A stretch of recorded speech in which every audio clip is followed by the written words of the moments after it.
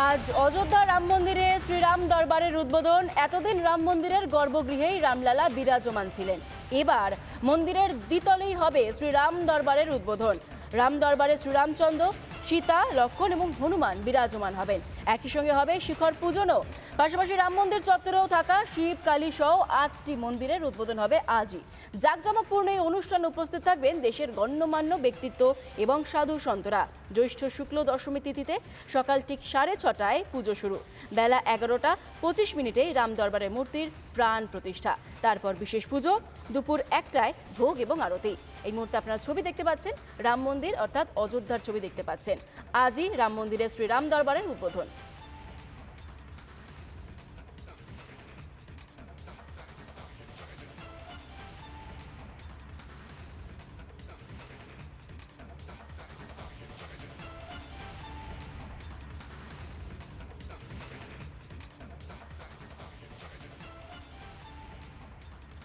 চাপে পড়ে এবার ঢোক গেল বাংলাদেশ।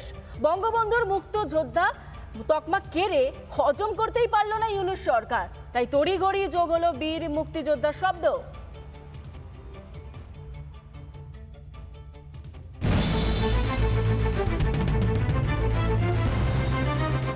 গোটা বাংলাদেশ জুড়ে এখন সার্কাস চলছে।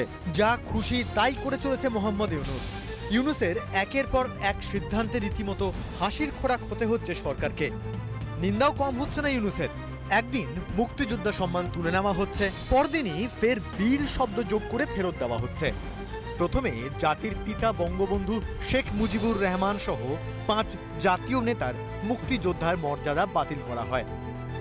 সমালোচনা শুরু হতেই সঙ্গে সঙ্গে ডিগবাজি। ড্যামেজ কন্ট্রোলে মাঠে নেমে তদারকি সরকারের মুক্তিযুদ্ধ বিষয়ক উপদেষ্টা বেশ কায়দা করে বিষয়টি উপস্থাপনা করেন ফারুক আজম। সাংবাদিক বৈঠকে তিনি জানান, বঙ্গবন্ধু সহ 5 নেতা বীর মুক্তিযোদ্ধা হিসেবে বিবেচিত হবেন। মুজিবনগর সরকার গঠনে যারা সহযোগিতা করেছেন তারা হবেন মুক্তিযুদ্ধের সহযোগী। এর আগে 2রা জুন বাংলাদেশের নোট থেকে মুছে দেওয়া হয় বঙ্গবন্ধু মুজিবুর রহমানের ছবি। আসলে ইউএসএইডের আর জর্জ সোরসের দালালরা বঙ্গবন্ধুর সম্মান কাটতে আদা জল খেয়ে নেমেছে। কিন্তু এতই কি সস্তা নাকি বঙ্গবন্ধুর সম্মান?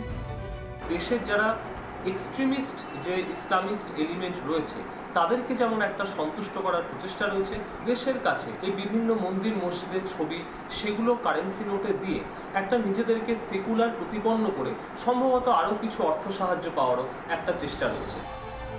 গত বছর অগস্টে খুল্লা ভাঙচুর করা হয়েছিল শেখ মুজিবুর রহমানের মূর্তি।